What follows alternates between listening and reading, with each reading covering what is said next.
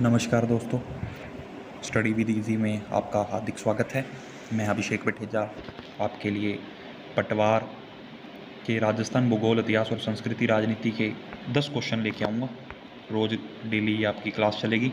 इसमें मैं आपको 10 important question, 10 practice set questions आपको करवाऊँगा, क्योंकि मैं ज़्यादा लंबी वीडियो नहीं बना सकता, इसलिए रोज़ अपने 10 क्वेश्चन करेंगे। 10 क्वेश्चन है और जो इसके इनके ऑप्शन होंगे उनके बारे में चर्चा करेंगे।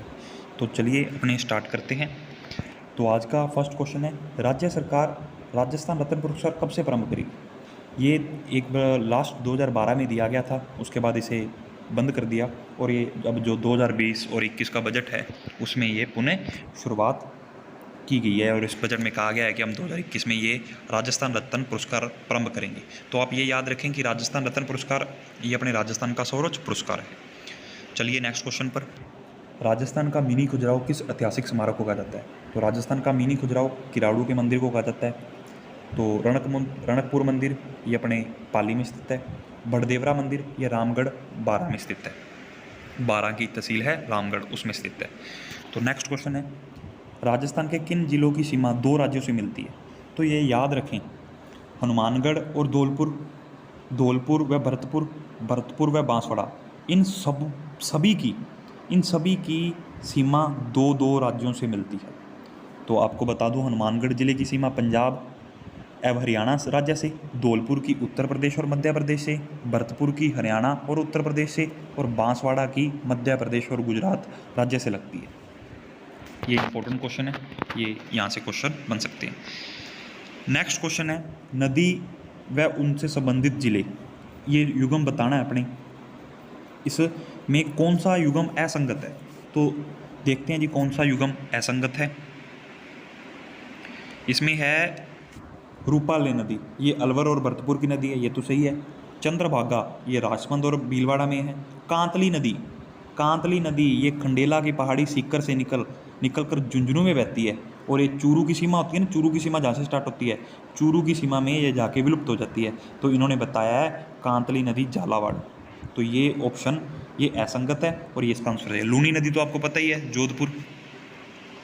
नेक्स्ट क्वेश्चन मिट्टी से आया है कि निम्न में से कौन सा उपाय मिट्टी अपरदन रोकने का नहीं है? वृक्षारोपण से आप इसको मतलब रोक सकते हो। ढालू भूमि पर कंटूर कृषि का बढ़ावा, ये भी रोक सकते हो। मैदानी क्षेत्र में टेढ़ी ने मेढ़ी पत्ती से खेती करना, ये भी जो है। अत्यधिक पशुचारण से भूमि से पेड़ पौधे समाप्त हो जाने के कारण मृदा अपरदन आसानी से अधिक होता है। तो मृदा अपरदन रोकने का ये नहीं है, तो इसका आंसर चौथा हो जाएगा।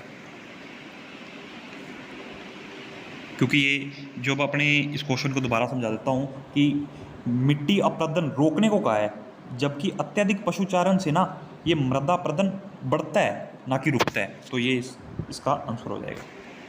नेक्स्ट क्वेश्चन है, राज्य में ग्रामीण क्षेत्रों में पंचायती राज व्यवस्था त्रिस्तरीय है, जबकि शहरी स्थानीय व्यवस्था कितने स्तर की है?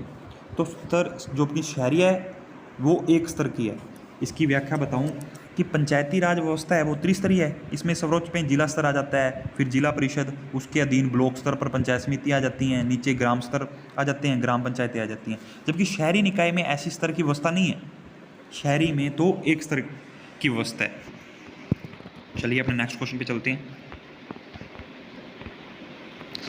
नेक्स्ट क्वेश्चन है, राज्य विधानमंडल द्वारा पारित विधेयक तब तक कानून का रूप नहीं लेता जब तक कि, ये इंपॉर्टेंट क्वेश्चन है।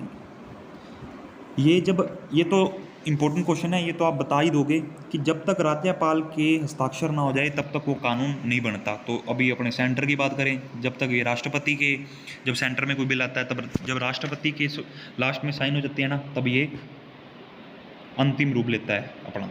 नेक्स्ट क्वेश्चन है कि राजस्थान के वह राज्यपाल जिनके इस पद पर रहते हुए राज्य में राष्ट्रपति शासन लगाया गया और बाद में उन्हीं के कार्यकाल में ही राज्य में राष्ट्रपति शासन हटा दिया गया। तो ये याद रखें, राजस्थान में अभी तक 4 बार राष्ट्रपति शासन लगा, एक तो 1967 में, 77 में, 80 में और 93 में। तो इसका आंसर हो जाएगा श्री रघुकुल तिलक। जो 67 वाला था वो संपूर्णानंद में लगा उसके कार्यकाल में, वो हुकम सिंह 1972, रघुगोपाल तिलक 1981 और चन्ना रेड्डी 1993। तो रघुगोपाल तिलक इसमें थे कि इन्हीं के कार्यकाल में लगा और इन्हीं के कार्यकाल में हटाया गया। बाकी जो ये तीन है, तीन में से चट्टोपाध्याय में तो लगा ही नहीं, श्री राम जी से लगा था संपूर्णानंद। इसमें जो फर्स्ट कार्यकाल, जो फर्स्ट राष्ट्रपति शासन था वो संपूर्णानंद लगा था 1967 वाला। राज्य में सचिवालय और प्रशासन का मुखिया कौन होता है? राज्य में सचिवालय प्रशासन का मुखिया कौन होता है? मुख्य सचिव। मुख्य सचिव से इंपॉर्टेंट क्वेश्चन है, मैं आपको आज कह रहा हूँ, लिख के ले लो। पटवार के एग्जाम में मुख्य सचिव से एक क्वेश्चन बनेगा ही बनेगा, ठीक है, ये याद रखें। जो सचिवालय प्रशासन का मुखिया होता है वो मुख्य सचिव होता है। नेक्स्ट क्वेश्चन, राजस्थान में लोकायुक्त की नियुक्ति के दौरान राजस्थान नियमन में से किससे परामर्श नहीं लेता? तो राजस्थान के जो कि राष्ट्रपति है और मुख्यमंत्री है, इन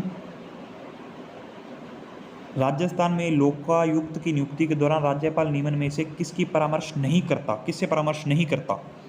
और भारत का जो राष्ट्रपति है और राजस्थान का मुख्यमंत्री है, इन दोनों से वो कोई भी परामर्श नहीं करता। जो विधानसभा के प्रतिपक्ष नेता होते हैं उनसे वो करता है और उच्च न्यायालय के मुख्य न्यायाधीश से करता है।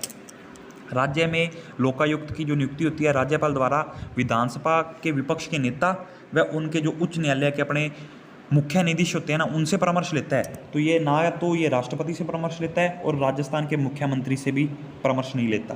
तो याद रखें कि जो लोकायुक्त की नियुक्ति है ना, ये एकमात्र इतनी इंपॉर्टेंट नियुक्ति है कि इस दौरान राज्यपाल भारत के राष्ट्रपति तो से लेनी तो क्यों, राज्य के मुख्यमंत्री तक से भी ये परामर्श नहीं करता इसकी नियुक्ति करते दौरान। लगभग बाकी आप जो नियुक्तियाँ देखेंगे तब राज्यपाल अधिकांश में मुख्यमंत्री की लगभग परामर्श लेता ही है, परंतु लोकायुक्त की नियुक्ति के दौरान राज्यपाल मुख्यमंत्री से कोई भी परामर्श नहीं लेता। नेक्स्ट क्वेश्चन है, झुंझुनू में स्थित खेतड़ी महल किस शासक की देन है? खेतड़ी महल महाराजा भोपाल सिंह द्वारा झुंझुनू में अपने जो ग्रीष्मावकाश हेतु अनेक खिड़कियां व झरोखों से युक्त बनवाए गए थे, ठीक है। ये राजस्थान का दूसरा हवा महल कहा जाता है खेतड़ी का। खेतड़ी में स्थित जो खेतड़ी महल है ना झुंझुनू, ये राजस्थान का दूसरा हवा महल है और इसकी भोपाल सिंह द्वारा इसका निर्माण करवाया गया। नेक्स्ट क्वेश्चन है, कोटा में 1739 में निर्मित जग मंदिर किस तालाब में स्थित है? किशोर सागर। कोटा में 1739 में जो अपना ये तालाब है वो महाराव दुर्जन साल सिंह हाडा की रानी एवं मेवाड़ महाराणा संग्राम सिंह द्वितीय की पुत्री ब्रज कंवर ने 1739 में निर्माण करवाया था और यह किशोर सागर तालाब में स्थित है। तो आज के ये 12 क्वेश्चन जो मैंने आपको करवाए, ये 12 इंपॉर्टेंट क्वेश्चन है, इसको प्रैक्टिस सेट, ये इंपॉर्टेंट क्वेश्चन जिसमें आपको देखने को भी मिलेंगे। तो एक इंपॉर्टेंट क्वेश्चन मैं आपको और करवाना चाहता हूँ जो है खेजड़ी दिवस से। खेजड़ी दिवस कब मनाया जाता है? ये 12 सितंबर को मनाया जाता है खेजड़ी दिवस। खेजड़ी दिवस 12 सितंबर को मनाया जाता है, ये याद रखना। ये इसके बारे में ये याद रखना, ये कब स्टार्ट किया गया? 1978 में प्रथम खेजड़ी दिवस मनाया गया। तो अपने जो पर्यावरण और वन्य जीवों के संरक्षण के लिए सर्वश्रेष्ठ पुरस्कार है वो आपको पता ही होगा, अमृता देवी वन्य पुरस्कार है। इसकी शुरुआत कब की गई? 1994 में।